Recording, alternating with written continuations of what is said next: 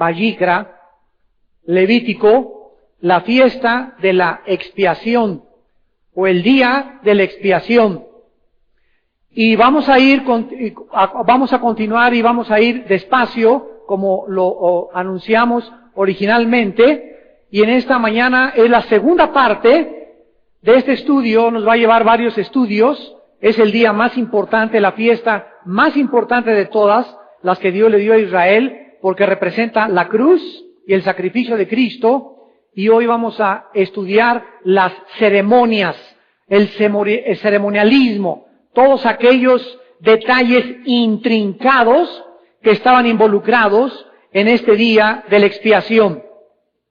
Vamos pues en primer lugar en esta mañana a ver los versículos 1 y 2 del capítulo 16 de Levítico y versículos 12 y 14. Habló Jehová a Moisés después de la muerte de los dos hijos de Aarón, Levítico 16, cuando se acercaron delante de Jehová y murieron. Y Jehová dijo a Moisés, di a Aarón y su hermano, que no en todo tiempo entre en el santuario. El sumo sacerdote tenía prohibido atravesar el velo, el lugar santísimo, el lugar santo, un velo en medio de los dos cuartos del lugar santo y del lugar santísimo. El sacerdote no podía entrar al lugar santísimo cuando él quisiera, ni tampoco el martes ni el sábado, solamente una vez al año, una sola vez. Y tenía que ser el día 10 del mes judío Tishri, que equivale a septiembre y octubre de nuestro calendario solar, y era el día en que el sacerdote podía entrar una vez al año a este lugar a ofrecer expiación. La palabra expiación es la palabra hebrea kafar, con K y PH, kafar. Significa literalmente cubrir. Significa cubrir literalmente. Es la misma palabra que se usó cuando Dios le dijo a Noé, cubre el arca con brea.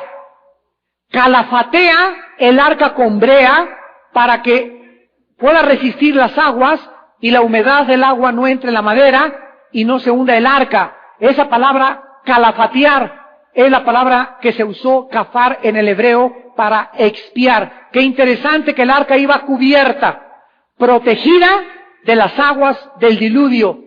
Y cuando se usa la palabra para cubrir los pecados, nos damos cuenta que solo aquellos que están cubiertos, protegidos por la sangre de Cristo, la sangre de Cristo es la brea, es lo que nos cubre, lo que nos impide que nos ahoguemos y el mundo nos jale. Los que estamos cubiertos con la sangre de Cristo, estamos cubiertos y protegidos del maligno. Dile a Aarón que no en todo tiempo entre en el santuario, detrás del velo, delante del propiciatorio que está sobre el arca, para que no muera.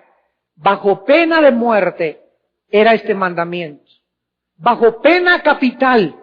En el momento en que alguien intentara hacer esto, inmediatamente caía fulminado por Dios. ¿Se acuerdan de Abiú y Nadab? Los otros dos hijos de Aarón. Por eso le está dando estas instrucciones, porque dos hijos de Aarón entraron detrás del velo, parece que estaban hasta borrachos, ya vimos ese estudio, y cayeron muertos inmediatamente, fulminados por Dios. Es un mandamiento tremendo que lo vamos a ver a la luz del Nuevo Testamento, las implicaciones que están detrás. Ahora dice, porque yo apareceré en la nube sobre el propiciatorio. Con esto entrará Aarón en el santuario con un becerro para expiación, etcétera, etcétera. Vayamos al versículo 12. Después tomará un incensario. A ver, el sacerdote entra el día 10, el mes de Tishri, en el momento, en el día, en el mes y en el año que Dios dice.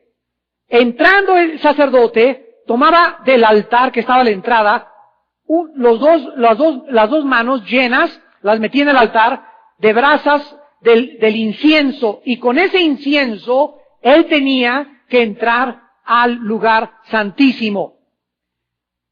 y sus puños, versículo 12, llenos del perfume aromático molido, y lo llevará detrás del velo. Pondrá el perfume o el incienso sobre el fuego delante de Jehová, y la nube del perfume cubrirá el propiciatorio que está sobre el testimonio, para que no muera.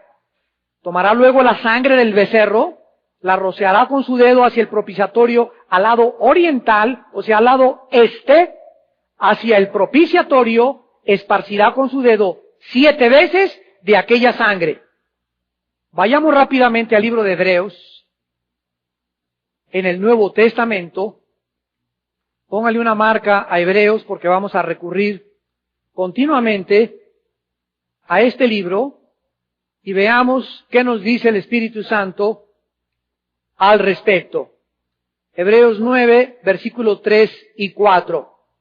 Tras el segundo velo estaba la parte del tabernáculo llamada el lugar santísimo, el cual tenía un incensario de oro, y el arca del pacto, cubierta de oro por todas partes, en la que estaba una urna de oro que contenía el maná, la vara de Aarón, que reverdeció, y las tablas del pacto. Muy bien, en este día, en el que solamente podía entrar el sumo sacerdote, no podía entrar el sumo sacerdote si no llevaba en sus manos incienso. Y este lleno de incienso lo tenía que echar en las brasas del fuego del altar, y con los puños llenos de este incienso tenía que atravesar el velo que dijimos representa la carne, el cuerpo de Jesucristo. Ponía el incienso inmediatamente delante de Jehová, y cuando ponía el incienso, una nube dentro de ese cuarto comenzaba a elevarse, implicando que estaba Dios aceptando a través de la nube de incienso que el sacerdote estuviera en su presencia. Esta nube se levantaba y cubría toda el arca, y el sacerdote que se encontraba en ese cuarto podría descansar. Podría saber que estaba en la presencia de Dios, en la voluntad de Dios, no le iba a pasar nada, no se iba a morir. Pero ¡ay de él! Cuando esta nube de incienso no se levantara, porque era la señal de la aprobación de Dios. Aarón no se atrevería a entrar al lugar santísimo, repito, si no se elevaba la nube de incienso. Siendo que es tan importante este retrato, esta sombra, este tipo, vamos a estudiar brevemente qué significa el incienso o el simbolismo del incienso, tanto en el Antiguo como en el Nuevo Testamento. El incienso y sus ingredientes representan la oración. Representan las oraciones, y Aarón, como el sumo sacerdote, tipifica o representa o simboliza a Jesucristo como nuestro mediador. En el Salmo 141, versículo 2, David exclamó: suba mi oración delante de ti como el incienso. Y si nosotros vamos al libro de Apocalipsis, en el Nuevo Testamento, capítulo 5, versículo 8, dice el Espíritu Santo que cuando hubo tomado el libro, Cristo, allá en el cielo, el Cordero, los 4 seres vivientes y los 24 ancianos, se postraron delante del Cordero, todos tenían arpas y copas de oro llenas de incienso, que son las oraciones de los santos. Capítulo 8 de Apocalipsis, con más claridad. Cuando abrió el 7º sello, se hizo silencio en el cielo como por media hora. Y vi a los 7 ángeles que estaban de pie ante Dios, y se les dieron 7 trompetas.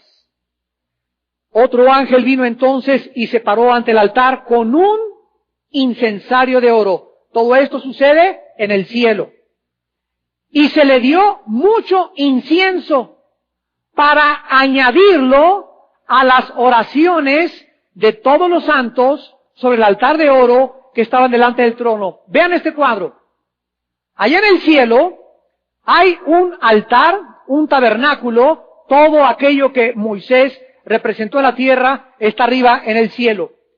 La Biblia dice que todas las oraciones de los santos que han sido hechas conforme, lo vamos a ver despacio, a la voluntad de Dios, están almacenadas en el incensario de Dios, donde habita Dios. Ahí están las oraciones de los santos que estaban en la tierra y que están muertos ya. Pero en este capítulo de Apocalipsis, en este retrato, dice la Biblia que mientras las oraciones de los santos están arriba, abajo siguen orando los santos. Y estas oraciones de los santos que comenzaban a subir, se les dio orden que las guardaran junto con, ¿ya lo vieron? Capítulo 8 de Apocalipsis. Se les dio mucho incienso para añadirlo, para agregarlo, para ponerlo junto a las oraciones de todos los santos. Estos santos son los santos que ya habían muerto. Y las que se estaban añadiendo son de aquellos santos que aún están en la tierra cuando comienza la tribulación, antes de que comience la ira de Dios, pidiéndole a Dios que actúe con sus juicios, pero el cuadro que se nos da es que las oraciones suben a Dios y ahí son guardadas y almacenadas y son las oraciones del juicio. Son las oraciones del juicio. Cuando este incensario se llene, que es en el capítulo 8 de Apocalipsis, Dios va a volcar ese incensario representando que las oraciones de los santos van a ser contestadas cuando Él baje a juzgar a todos los seres humanos que se encuentran en esta tierra. Pero el cuadro que nos pertenece ahorita es aquel que representa el incienso con nuestras oraciones. Ahora, es muy importante que nosotros veamos que cuando el sacerdote entraba, el sumo sacerdote, al lugar santísimo, tenía las oraciones que estar detrás del velo, porque el velo representa el cuerpo de Cristo. Cuando Cristo murió, el velo del templo se rasgó. Hubo tinieblas y hubo un grande terremoto. Y el Espíritu Santo nos dice en Hebreos que este velo representa la carne de Cristo. Y cuando el velo se rompió, estaba el Espíritu Santo y tipificando que ya se podía entrar al lugar santísimo, no un solo día, no el día 10, no el mes de Tishri, sino todos los días, porque ya no había nada que impidiera la entrada al lugar santísimo, a la presencia de Dios, porque el sacrificio en la cruz del Calvario hizo posible que el ser humano se acercara y se reconciliara con Dios mediante el derramamiento de la sangre de Jesucristo. Esto quiere decir que nuestras oraciones después de la cruz del Calvario son más efectivas, más poderosas, más fuertes y más transparentes, porque sabemos ahora cómo pedir, porque la Biblia está completa, que cualquier oración que se haya hecho antes de la cruz del Calvario. Esto es una revelación asombrosa a la luz de la palabra de Dios. Ahora, fíjense ustedes que la única forma en la que el sacerdote podía vivir era cuando la nube de incienso se levantara. Nuestras oraciones también llegan detrás del velo, porque ya Cristo murió y son aceptadas ante Dios por causa de su Hijo. Esto significa lo siguiente, que cuando nos acercamos a Dios correctamente, entonces Dios acepta nuestro incienso. En otras palabras, el Espíritu Santo nos dice en esta mañana en primer lugar, que hay muchos cristianos que se están acercando a Dios de una forma incorrecta. Recordemos que el sacerdote tenía una señal. Si se levantaba la nube, era aceptado por Dios. Y a nosotros se nos dice en Hebreos 10:22, la forma de acercarnos orando para que Dios levante su nube, nos cubra y nos diga que nuestras oraciones han sido aceptadas. Hebreos 10:22. Acerquémonos en primer lugar con corazón sincero. No te atrevas a acercarte a mí pidiéndome, sana mi hijito, sana mi mamá, por favor cúrame esto, cúrame aquello, dame trabajo Señor, si no vienes en primer lugar con una actitud de transparencia, de claridad, de honestidad delante de mí. No vengas, Señor, te pido, y te sigues surtiendo a tu esposa. Te pido, y le sigues gritando groserías a tus padres y los sigues desobedeciendo. Te pido, y sigues robando en tu trabajo. Acércate ante mí íntegro. Número 1. Número 2. En plena certidumbre de fe. Hebreos 11:6. Y sin fe es imposible acercarse a Dios, porque es necesario que el que se acerca a Dios crea que Dios existe, crea que le hay. Entonces, si vienes conmigo, primero que sea con una certidumbre de honestidad y sinceridad. Después, cuando me estés pidiendo algo, tienes que creer que yo te voy a contestar. Por ejemplo, Señor, te pido por mi hijo que anda perdido, anda en las drogas, mi hija se fue de la casa, bla, bla, bla, te pido, Señor, y que por favor la hagas traer, y terminas de orar, y sigues, ay, mi hijo, ay, fíjate que mi hijo, y acabas de orar, y le acabas de decir, Padre, te encomiendo a mi hijo, y sigues todo el día preocupada, y hasta con chochos, y hasta con un trago de tequila, y impaciente. ¿Tú crees que la actitud durante el día que has tenido demuestra que Dios te oyó? Si tú crees que realmente Dios te oyó y le encargas a tu hija, le encargas a tu hijo, le encargas tu negocio, al levantarme, al salir del lugar santísimo y al haber dejado delante de la presencia del Creador, sustentador, del Dios Todopoderoso, el Roca Fuerte, el Dios de Jacob, el Dios de nuestros padres, si realmente creo que mi ansiedad está delante de Él, me levanto, Padre, ahora voy a descansar, ahora voy a tener paz. Yo no puedo hacer regresar a mi hijo, yo no puedo hacer regresar a mi hija, yo no puedo cambiar este negocio, no puedo hacer esta cosa, va fuera de mi humanidad y de mis fuerzas. Te encargué a ti, te lo pido a ti, porque tú lo puedes hacer, pero yo voy a tener paz este día. Y me voy a dormir como un angelito, no como un cochinito.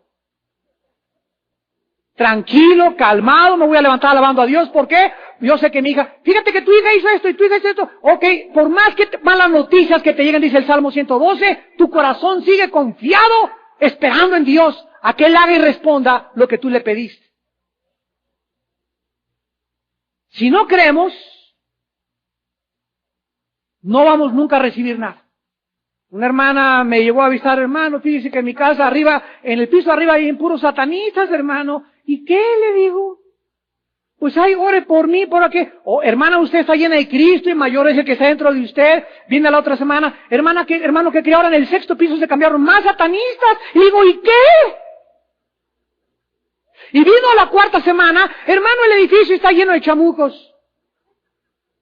Le dije, la primera vez que vino usted, le dije que mayor es el que está entre nosotros, y usted lo único que tiene que hacer es cubrirse con la sangre y tratar de ganar a todo ese chamuquerío que está ahí, toda la gente, ¿verdad? Porque no le pueden hacer nada mientras usted no tenga temor. La segunda semana que vino conmigo, en el 4º piso de chamucos se le metieron más a ella. Y cuando vino a decirme, el edificio está lleno, estaba enchamucada la hermana ya. ¿Y saben por qué? Porque nunca creyó que mayor es el que está dentro de ella que el que está en el mundo. El temor le abre la puerta a los demonios para que entren a tu vida y te roben la semilla de Dios. Nos tenemos que acercar a Dios creyendo que Dios contesta, que es poderoso, que ni los satanistas, ni los brujos de Ecatepec, ni del Tepoztlán, ni la bruja, ni los gurús, ni nadie puede poderse delante de nosotros, porque nadie te podrá hacer frente durante todos los días de tu vida. Como estuve con Moisés, estaré contigo. Yo soy tu Dios que peleo por ti.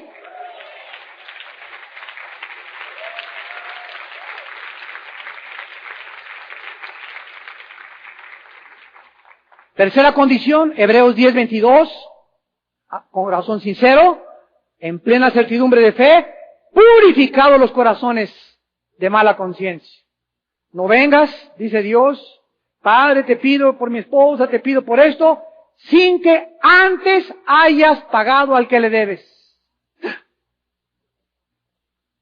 Bueno, tú sabes, Señor, que ya estoy dando abonitos. Bueno, mientras estés dando abonos, demuestras que tu conciencia está limpia delante de Dios. Pero no te pases de listo. Y sobre todo, deberle a un hermano cristiano o a una hermana cristiana. Peor a una viuda y peor a un huérfano. Si tú quieres realmente que Dios bendiga tu negocio, que Dios bendiga tu casa, que te prospere, no vengas a pedirle nada si tienes ya 4 o 5 meses que no das un abono del dinero que debes. Porque tu conciencia no te lo permitiría. No vengas en la mañana, te levantes temprano, Señor, te pido. Anoche le dijiste una grosería a tu esposo, insultaste a tu esposa, tienes un problema con tus padres. Antes de que vengamos al santo, limpiemos nuestra conciencia. Esposita, perdóname. Papá, perdóname. A tu sirviente, pide perdón en tu trabajo, al hermano que insultaste, al que le hiciste un daño, del que hablaste mal. Y cuando limpies tu conciencia, entra al lugar santísimo. Y finalmente dice, y lavados los cuerpos con agua pura. No entremos a la presencia del Santo con inmundicias sexuales en nuestra vida. No entres delante del Santo con esos pensamientos que has tenido hace una semana de una mujer que no es tu esposa, sin que antes de entrar al Santo le hayas dicho, Padre, quita esa mujer de mis pensamientos, porque no es mía. El 10º mandamiento dice, no codiciarás la mujer de tu prójimo. Ni el coche de tu prójimo, ni el burro de tu prójimo, ni la casa de tu prójimo, ni nada que sea de una persona que no es tuya, que no es absolutamente nada de tus propiedades. No desees nada que otra persona tenga, menos a su mujer. Porque Dios no te va a escuchar. Ahí te quedas tirado antes de entrar al lugar santísimo. Esto era lo que representaba esa nube que se levantaba. La nube significaba que el incienso, las oraciones, estaban subiendo al cielo. Y que Aarón estaba en una condición, en una actitud perfecta delante de Dios. Vean cómo Dios nos ilustra toda la logística y el mecanismo de la vida cristiana desde el Antiguo Testamento para nuestra comprensión. Si viniéramos al Levítico y no tuviéramos Hebreos, estaríamos confundidísimos. Pero gracias a Dios que tenemos el nuevo pacto que nos explica el antiguo pacto y nos ilumina y nos hace entender qué significaba cada detalle que aparentemente no tiene ningún significado para mi vida diaria con Jesucristo. En segundo lugar, Levítico 16. Versículo 4 y 24, el lavamiento mediante el agua. Era la segunda parte del ceremonialismo del día de la expiación. Primero, entrar y ofrecer el incienso en el día que Dios lo marcaba. El incienso tenía que subir como señal que era aceptado Aarón. En segundo lugar, dice el versículo 4, Levítico 16, se vestirá, esto es precioso, la túnica santa de lino. ¿Saben ustedes que Cristo, durante toda su vida, vistió una túnica de lino? Durante toda su vida. Vean qué cosa más hermosa. El sacerdote tenía que venir vestir una túnica santa de lino, con calzoncillos de lino, cinto de lino, mitra de lino se cubría. Se les llama santas vestiduras. No era un traje de Aldo Conti, no era un traje Roberts, no era de la China poblana, ni de charro, no era el trapo ni el mugrero que te quieres poner tú ni yo, no era ninguna ropa, ninguna tela más que la que Dios decía que tenía que poner, y tenía que ser de lino, y se le llamaba a ese traje que el sacerdote se ponía, ese vestido se le llamaba santas vestiduras. En cuanto el sacerdote salía del altar y se quitaba todas esas cosas, sus vestiduras eran comunes y corrientes, pero cuando entraba al tabernáculo tenía que tener santas vestiduras, vestiduras separadas y apartadas para el servicio de Dios. Con ella se ha de vestir después de lavar su cuerpo. Y de la congregación de los hijos de Israel tomará los machos cabríos correspondientes. Versículo 24.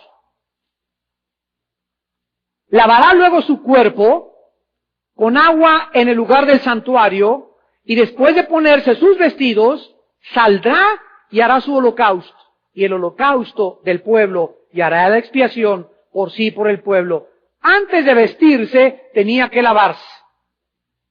Las Escrituras nos vuelven otra vez a revelar el significado del agua.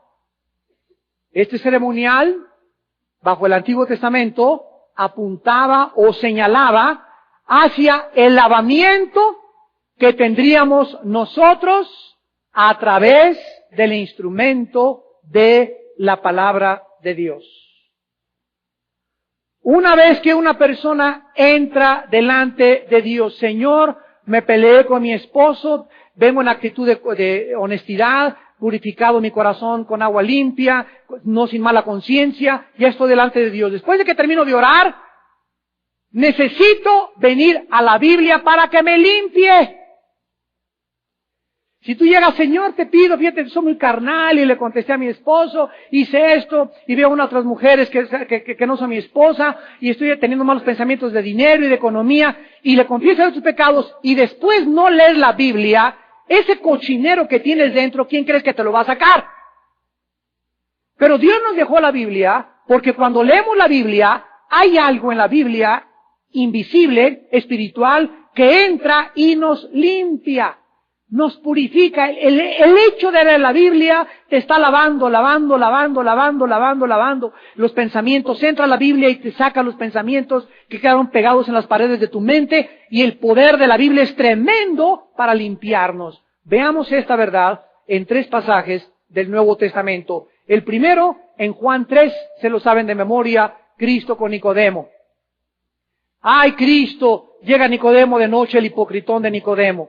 ¿Por qué no vino de día, verdad? Fue de noche a Cristo porque tenía miedo del qué dirán. Ay, que no me vea mi familia, que estoy viniendo a la iglesia con los cristianos o que ando con la Biblia porque va diciendo aleluya.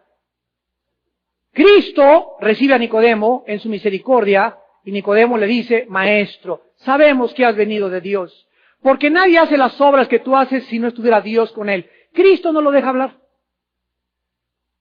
Lo para inmediatamente y le dice, mira Nicodemo, tienes que nacer de nuevo. Así, directo y al corazón. Ya no me digas qué haces, qué no haces, si te bautizaron, si fuiste al miércoles de ceniza, si tienes una religión, no me digas nada. Si tú no naces de nuevo, aunque seas el hombre más religioso y más honesto y más altruista y mejor pagado del mundo, no entras al cielo. Tienes que nacer de nuevo. Nicodemo ya estaba en boga en aquel tiempo la teoría de la reencarnación, que venía de la India y de las filosofías orientales. Cuando oye Nicodemo las palabras de Jesús, las asocia con la filosofía del mundo y le contesta a Cristo y le dice Nicodemo, ¿me estás diciendo que tengo que regresar al vientre de mi madre? O sea, ¿me estás hablando de reencarnar? Y Cristo le contesta a Nicodemo, lo que es nacido de la carne es. Lo que es nacido de arriba o del cielo, del Espíritu es. Tienes que nacer del Espíritu y del agua. Agua. Cristo menciona como un agente de la regeneración nuestra el agua. Muchos han interpretado que es el agua del bautismo. Y entonces creen que al bautizarse, en ese momento la persona se le borran los pecados originales. Por eso hay una religión que bautiza a los niños, porque dicen que cuando les echan el agüita, se les borra el pecado original. Esto no está en la Biblia. En Hechos 2:38 le preguntaron a Pedro, ¿qué haremos para ir al cielo? Y Pedro les contestó, arrepiéntanse y bautícense, ya grandes. Un niño no se puede arrepentir. La condición para entrar al reino del cielo es arrepentimiento. Y ahí en ese caso son los padres los responsables de los niños. Y el niño puede crecer y ser Al Capone o hijo de Al Capone o el mismo Al Capone. Y porque lo hayan bautizado, no por eso subir al cielo. Tiene que nacer de nuevo. Muy bien. ¿Quién es el agua? ¿Por qué le dijo Jesús a Nicodemo? Tienes que nacer del Espíritu y del agua. Dejemos a la Biblia. Efesios capítulo 5. Versículo 26 y 27. ¿Estamos yendo despacio? Bueno. Dice en Efesios 5, 26 y 27. Para santificarla, habiéndola purificado. Está hablando de la iglesia, de todos nosotros. Dios nos purificó como en el lavamiento del agua por la palabra. Dios, en el momento en que yo nací de nuevo y me acerqué ante su presencia y puso su Espíritu, la señal de todo cristiano que acaba de hacer una decisión y que acaba de convertirse es que inmediatamente se tiene que echar un clavado a la Biblia. Inmediatamente el cristiano al recibir a Cristo tiene que comenzar a leer la Biblia para que comience el proceso del lavamiento. La purificación que Dios va a hacer usando la Biblia. Otro pasaje en el libro de Tito. Después de Efesios sigue Filipenses, después Colosenses, Tesalonicenses, 1 y 2 de Timoteo y Tito. Capítulo 3, versículo 5 en adelante. Nos salvó, no por obras de justicia que nosotros hubiéramos hecho, sino por su misericordia, por el lavamiento de la regeneración y por la renovación del Espíritu Santo. Aquí están otra vez los dos agentes que Cristo le mencionó a Nicodemo. Tienes que nacer del agua y del Espíritu. ¿Qué significa esto? Que el Espíritu Santo usa la Biblia en mi vida para regenerarme, transformarme, después de que yo puse mi fe en la sangre derramada en el Calvario, y comienza el proceso del lavamiento. En Juan 15:3, Cristo le dijo a los discípulos, ustedes ya están limpios por la palabra que les he enviado. Ven, amados santos, ¿por qué es tan importante diario leer la Biblia? Y es importante que dice la Biblia en 1 de Pedro 3, que los varones vivan con sus mujeres en sabiduría, tratándolas como brazos frágiles. ¿Y saben qué significa que es vivir en sabiduría? Tu esposa llega en la noche, mijito, los pañales, y esto, y el otro, y la colegiatura, y la primaria, me hablan de la escuela. Yo sé, tú también vienes cansado, yo vengo cansado, pero al llegar a la casa es importante que tengamos una palabra para ellas. Mi amor, vamos a sentarnos a la cama, los dos estamos de la tostada en esta noche, y vamos a leer la Biblia. Si tú le lees a tu esposa 10 minutos la Biblia, o le compartes la Biblia, o un versículo de la Biblia, o la enseñanza si no viene tu esposa o tu esposo hoy, y se lo compartes, el momento que le compartes a tu esposa eso, la estás lavando, y la estás lavando de lo que leyó en el Cosmopolitan en la mañana en el salón de belleza, y lo que yo en la revista Linda, y lo que yo leyó en la revista Vanidades, y lo que sus amigas de las vecinas le dijeron. Imagínense más el alacranero que les meten a las señoras, en la calle, las vecinas, la cuñada que no es cristiana, la mamá, y llegas en la noche, pues está, ¿verdad?, como una boa que te quiere ahorcar. Y tu única palabra, tu única defensa, ¿qué es? La palabra de Dios. Te comienza a insultar, y ya llegaste, y mi mamá me dijo que eres un bueno para nada, y tú la palabra de Dios, está escrito, está escrito, está escrito. Hasta que la rinconas. En tercer lugar, Levítico 16, la oración, el lavamiento, y ahora sí, las vestiduras. Se vestirá con una túnica de lino. Vemos que estas vestiduras sagradas eran de honra y de hermosura, de acuerdo a Éxodo 28, y se vestían con la túnica santa, los calzoncillos de lino, eran llamadas las santas vestiduras. Ahora, algo extraño sucede. Algo extraño sucede. Versículo 4 y versículo 23. Leamos el 23. Después vendrán al tabernáculo y se quitará las vestiduras de lino. Miren ustedes. El sacerdote tenía vestiduras de lino para entrar al tabernáculo. Pero cuando entraba, con cuidado, ojo, cuando entraba el día 10 del mes de Tishri, en el día de la expiación, a ofrecer la expiación, no traía las mismas vestiduras de lino. Se ponía otro tipo de vestiduras. Y cuando salía del lugar santísimo, el día de la expiación, se quitaba esas vestiduras y se volvía a poner las vestiduras de lino. Eran dos cosas totalmente diferentes. Dice el versículo 23, se quitará las vestidas de lino que había vestido para entrar en el santuario y las pondrá allí. Lavará luego su cuerpo con agua en el lugar del santuario, y después de ponerse sus vestidos, saldrá y hará su holocausto por el pueblo y la expiación por el pueblo. Las vestiduras de lino simbolizan la justicia y la humanidad de Cristo sin pecado. Pero cuando el sacerdote entraba al lugar santísimo el día de la expiación y se cambiaba las vestiduras de lino sagradas y santas por las vestiduras de gloria y de honra, representaban la honra y la gloria que Cristo tuvo ante el mundo. Síganme con cuidado. Cristo toda su vida anduvo vestido de túnica de lino. Hizo tabernáculo en medio de nosotros. O sea, Cristo anduvo vestido toda su vida con la justicia de Dios. Toda su vida con la justicia de Dios. Cuando Cristo llegó a la cruz, le quitaron la túnica.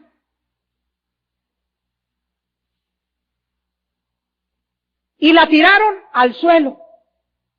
Y los soldados alrededor comenzaron a echar las cartas y el dominó y el póker a ver quién se quedaba con esa túnica. En otras palabras, le despojaron de su aparente justicia. Y cuando Jesús lo pusieron y lo levantaron en la cruz, estaba desnudo. Y los sacerdotes en el Antiguo Testamento, al hacer la expiación que simbolizaba a Cristo, tenían que ponerse otras vestiduras que no eran esas. Por eso le quitaron estas vestiduras, porque Cristo en la cruz no necesitaba entrar delante de su Padre vestido, porque Él era la gloria de Dios.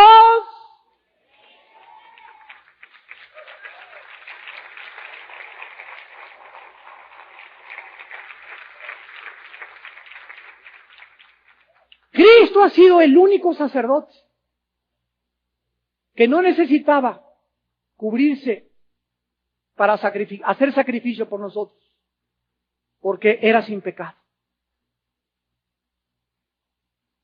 En la cruz le quitaron a Cristo su lina porque Él no necesitaba la túnica para hacer su sacrificio. Es el único sacerdote que ha entrado al altar de Dios sin ropa. Demostrando Dios que su Hijo desnudo. Imagínense los sacerdotes que tenían el conocimiento, los herederos de la tribu de Leví, aunque habían usurpado el sacerdocio en tiempos de Cristo, los que tenían conocimiento de la Torah, cuando vieron al Hijo de Dios y desnudo dijeron, bueno, si Él es un símbolo de Aarón, no puede ser, porque era imposible, bajo la ley, bajo la Torah, entrar al lugar santísimo desnudo, menos como está este hombre sin ropa en la cruz.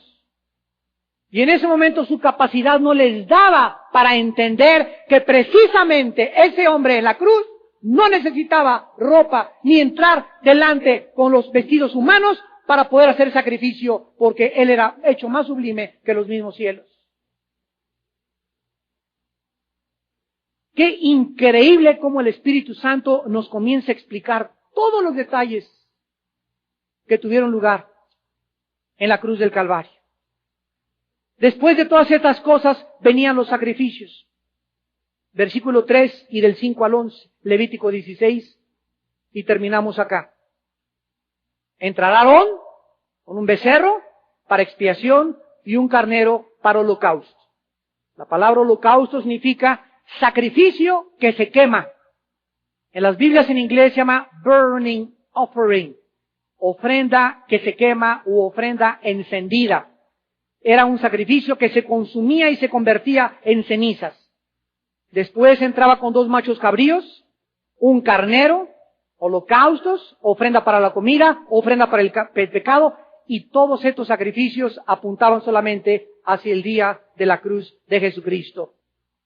Ahora, para terminar, el sacerdote ofrecía, ya que tenía el incienso, se quitaba las ropas, ya que se había lavado, ya que tenía el cordero, los machos cabríos, ya que tenía todo, primero el sacerdote hacía sacrificio por él mismo y por mi casa, mis hijos, mi esposa, mis nueras, mis yernos, el sacrificio. Después por el tabernáculo, y lo que es más increíble, después de que hacía expiación por el tabernáculo y por la nación y por su casa, hacía un sacrificio por el santuario.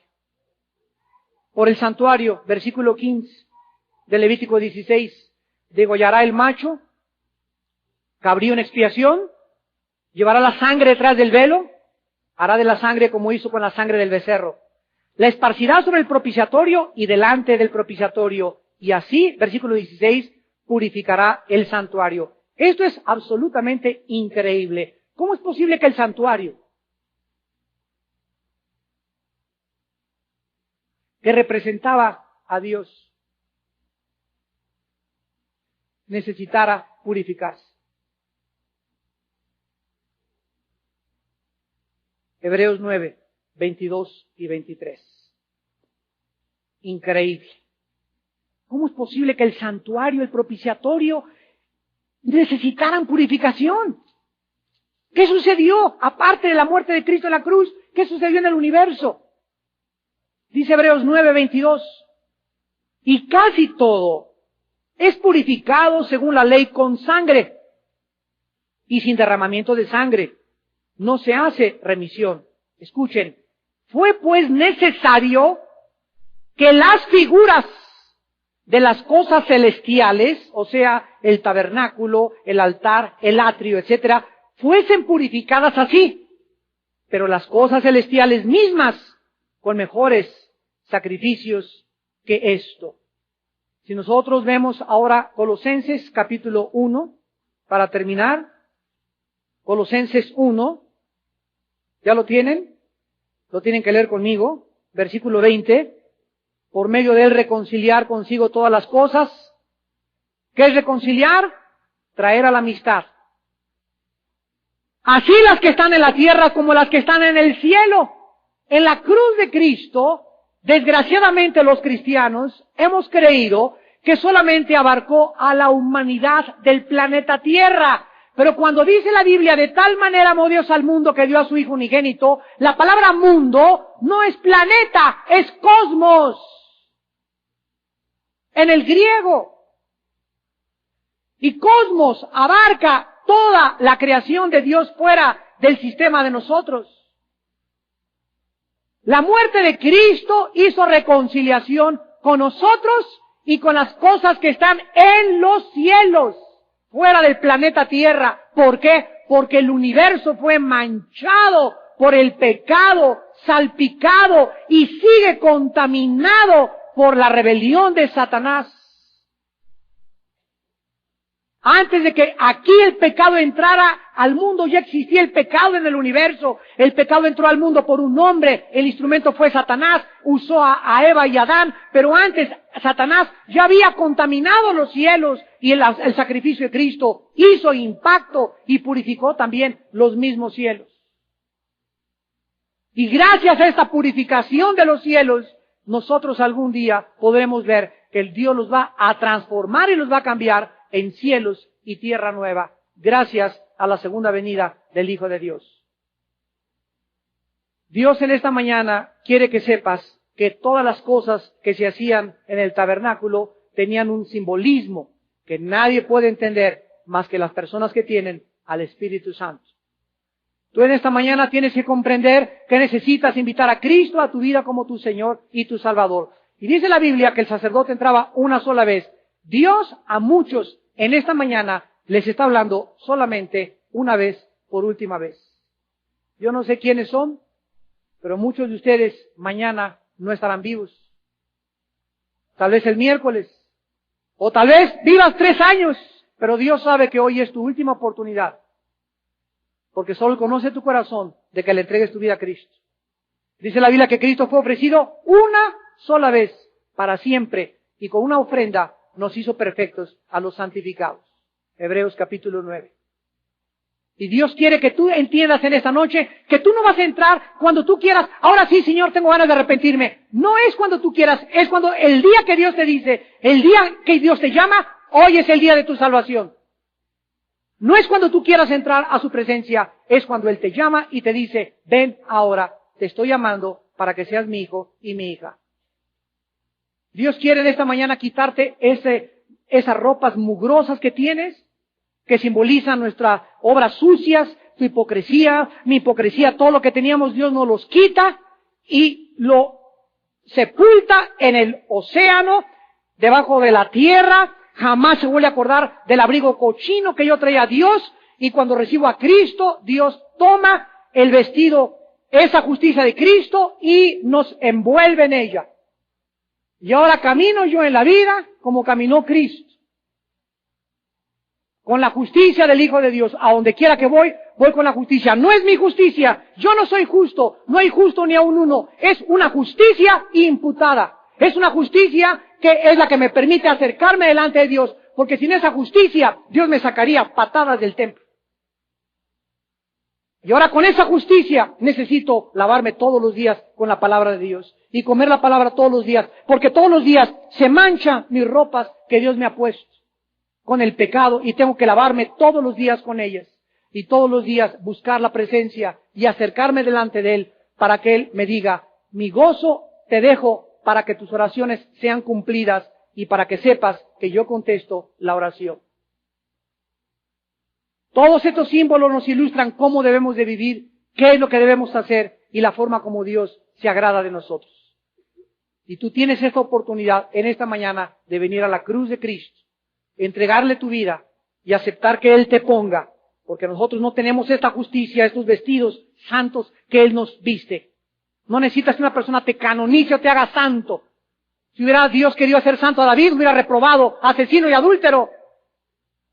¿Cuándo hubieran podido canonizar al pobre de Abraham, mentiroso, hipócrita con su esposa? ¿Cuándo hubieran podido hacer santo a Jonás que se echó a correr y se rebeló en contra de Dios? Imagínate que investigaran la vida de Pedro. A ver, investígueme si no rompió un plato. No, hombre, descubrimos que negó a Cristo. ¿Cómo y así lo quieren hacer santo? No somos los hombres los que decidimos quiénes son santos. Es Dios el que decide quién es santo y quién no es santo. Y nadie somos santos por lo que hayamos hecho antes. Somos santos en el momento en que Él nos viste con la santidad de su Hijo Jesucristo. Padre, te damos gracias por tu justicia, tu santidad y tu perdón. Te damos gracias porque nos has dejado en la Biblia el camino delineado, trazado, para que caminemos en él. Te damos gracias porque ahora entendemos que tú eres el que hace las leyes, establece los términos y nos dices cómo y cuándo nos debemos acercar a ti. Te damos gracias porque cuando nos convertimos, tuvimos nuestro primer encuentro contigo.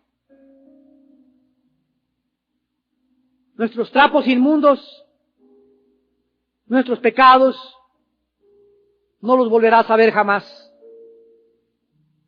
Ahora estamos cubiertos, vestidos, con una justicia. Y este hecho de estar vestidos nos califica como justos, gracias a nuestra fe en ti y en la cruz de Cristo.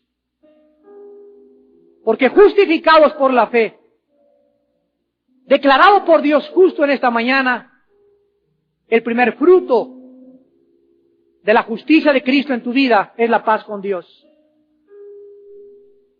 Si tú en esta mañana vienes a la cruz, Dios será tu amigo. Ya no será tu enemigo ni tú tampoco el de él. Y solo a los amigos Dios les revela sus más secretos íntimos. Dios te va a lavar con la Biblia poco a poco durante los primeros meses de tu vida, hasta que tu mente sea renovada y cambiada enteramente. Y en 3 o 4 o 5 años ya no pienses igual. Tu familia, tus amigos te van a decir, es una persona diferente, porque ha sido lavado. Y seguimos siendo lavados con la palabra de Dios. Padre, te damos gracias porque tu Hijo Jesucristo era el único hombre que podía morir en una cruz sin tener ropa alguna. Por eso lo desnudaron. Los hombres no sabían que estaban cumpliendo profecías. porque fue entregado por tu anticipado consejo y predeterminado conocimiento. Tú has previsto todo en la vida, Señor, para que sepamos que tú eres Dios, porque solo tú pudiste poner en orden el principio y el final, porque eres el Dios verdadero. En esta mañana vengan a Cristo los que no tienen a Cristo en su corazón. Arrepiéntete de tus pecados y dile a Jesús que te lave con su sangre. Cree que Jesucristo es el Mesías que pagó en tu lugar en la cruz e invítale por la fe a tu corazón. Ahí desde tu lugar dile: Señor mío, perdona mis pecados. Lávame con tu sangre preciosa. Me arrepiento de todo lo que he hecho en mi vida y te doy gracias porque hoy es el día que tú me llamas a que entre al lugar santísimo. No es cuando yo quería, es hoy que oigo tu voz, invitándome a entrar sin ningún intermediario ya, sin ningún mediador. No necesito a otro hombre que me acerque a ti. Ahora puedo entrar gracias a la sangre de tu Hijo Jesucristo. Quiero que seas mi Señor y mi Salvador. Y te pido que me perdones mis pecados y que me vistas con la justicia de tu Hijo Jesucristo, en quien te lo pido y te doy las gracias. Amén.